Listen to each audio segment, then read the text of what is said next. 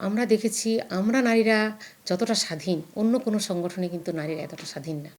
আজকের সংগঠন আমরা তো স্টুডেন্ট লাইফ থেকেই সংগঠন করে আসছি, হ্যাঁ, আদর্শিক এই সংগঠনটা।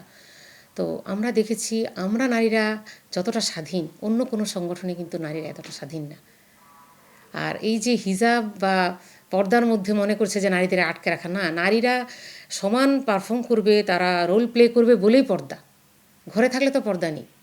নারীরা সমানভাবে কাজ করবে। এখানে ইসলামও কিন্তু নারীকে কোনো রকম ব্যারিয়ার দেয়নি, নারীকে মর্যাদায় বেশি দিয়েছে। চিন্তা করে দেখেন, মর্যাদায় নারী 3 গুণ বেশি, কিন্তু কাজের ক্ষেত্রে কিন্তু নারীর কোনো কমতি নেই। নারী সব অঙ্গনে বিচরণ করতে পারবে তার শালীনতা বজায় রেখে, যেটা ইসলামের সিস্টেম। আর নারীকে এই জন্য আমরা বেশি এক্সারসাইজ করতে পারছি, নারী এম্পাওয়ারমেন্ট।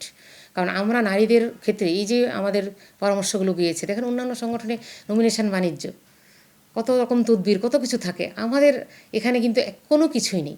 আমরা নারীরা আমরা আমাদের পরামর্শগুলো বাস্তবতার আলোকে প্রায়োরিটি কোথায় দেওয়া দরকার, কার আসা দরকার, বা আমরা বাস্তবতার আলোকে দিয়েছি।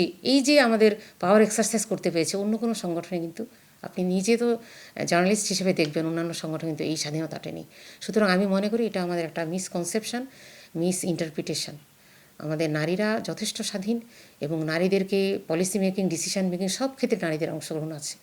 এই যে নতুন যে আপনার নির্বাচন হলো, নতুন সেশন, এখানেও কিন্তু নারীদের আপনার 100-র উপরে নারীদের আছে, পরামর্শ সুরাতে নারীর আসন আছে, হ্যাঁ। তো আর আমাদের দেখেছেন 21 জন কর্মপরিষদ মহিলা বাড়ানো হয়েছে আবার। তো এগুলো কি অন্য সংগঠন আছে? অন্য কোনো সংগঠন নেই। সুতরাং আমি মনে করি নারীদের এই সংগঠনের যে স্বাধীনতা আছে সেটা আপনারা আরও দেখতে পাবেন, যে এখানে আমাদের পাওয়ার এক্সারসাইজ, তারপরে পাওয়ার ইমপ্লিমেন্টেশন, এখানে আমাদের নিজস্ব আমাদের চিন্তা ভাবনা, আমাদের পলিসি মেকিং, এখানে আমাদের মানে যথেষ্ট স্বাধীনতা আমাদের দেওয়া হয়েছে।